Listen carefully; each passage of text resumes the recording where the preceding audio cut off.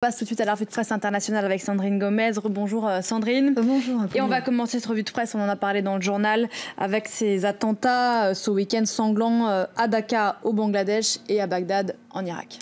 Des attentats qui portent le signe de l'État, l'organisation État islamique. Et on va s'intéresser tout d'abord au massacre de vendredi dans un café-restaurant de Dacca qui a fait au moins 20 morts. Parmi eux, il y aurait au moins 9 Italiens. Alors c'est la presse italienne et notamment le Corriere della Sera qui se penche sur le profil des assaillants qui sont âgés de 18 à 27 ans. Des journalistes sont allés à la rencontre de leurs proches et ceux qui frappent ici, c'est le milieu social de ces jeunes. Il s'agit pour la plupart de jeunes de bonne famille, de familles aisées. L'un est même fils d'un homme politique, un autre d'un médecin ou encore d'un intellectuel. Bref, le quotidien montre qu'aujourd'hui, l'organisation de l'État islamique arrive à recruter parmi les fils de l'élite bangladaise. Et puis du côté de la presse locale, The Independent, un journal bangladais, titre sur cette polémique. Ces assaillants étaient des jeunes portés disparus par leur famille. L'un d'eux était parti en février dernier, un autre au mois de mars. Les familles avaient signalé leur disparition à la police, mais en vain. La police n'a rien fait pour les retrouver, regrette ce quotidien. Dacca, mais aussi Bagdad, donc frappé par l'attentat le plus meurtrier de cette dernière année. Oui, près de 200 morts à Bagdad. Pour le Wall Street Journal, la violence et l'intensité de cet attentat traduit une nouvelle stratégie de l'organisation État islamique qui a basculé dans la tactique de guérilla dans des zones urbaines peuplées. C'est le signe pour ce journal américain d'un acte désespéré pour frapper l'ennemi alors que l'organisation enregistre ces derniers temps des revers, notamment avec la perte de son fief de Fallujah le 26 juin dernier. Et pour le New York Times, cette recrudescence d'attentats s'explique aussi par la période du Ramadan, la croyance selon laquelle des récompenses pour des actes nobles effectués pendant le mois de jeûne est largement partagée à travers le monde.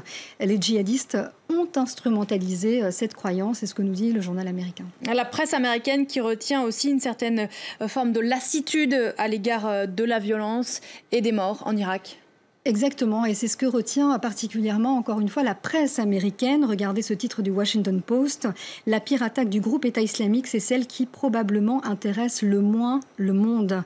Ici, on revient sur l'attentat d'Istanbul, mardi dernier, qui avait suscité un vent de psychose aux États-Unis, notamment sur la sécurité dans les aéroports. Puis, il y a eu Dacca, qui a fait prendre conscience au monde occidental que tous les étrangers étaient visés partout dans le monde. Et enfin, l'attentat le plus meurtrier, celui de Bagdad, qui lui, observe le Washington Post, n'a donné lieu à aucun hashtag sur Twitter, aucune photo de drapeau sur les profils Facebook, bref, pas de démonstration de sympathie particulière sur les réseaux sociaux, regrette le journal. C'est comme si à force d'attentats, on était devenu insensible à la violence à Bagdad. Et puis dans la presse arabe aussi, on fustige cette indifférence vis-à-vis de la situation à Bagdad, indifférence cette fois des pays arabes. C'est un quotidien irakien, Al-Zaman, qui est notamment publié à Londres, qui compare l'empathie des nations arabes vis-à-vis de la cause palestinienne et celle des populations irakiennes. Un engouement là aussi différent et injuste, dénonce ce quotidien, car en Irak, les gens, nous dit-on ici, sont bien plus pauvres qu'en Palestine, malgré le pétrole. Un journal qui regrette donc ce manque de solidarité envers les Irakiens. Puis d'un mot, le Brexit dans la presse française et britannique. Oui, l'ambiance est particulièrement électrique au Royaume-Uni et cela se sent dans la presse. Quand le gouvernement va-t-il se décider à activer l'article 50 et enclencher le divorce? C'est toute la question. En tout cas, l'Express, vous le voyez ici, c'est un journal britannique de droite. Titre sur cette procédure lancée par le cabinet d'avocats Miscon de Reya qui exige un vote des parlementaires avant que soit enclenchée la procédure de sortie de l'UE, car il estime que le référendum n'est pas contraignant.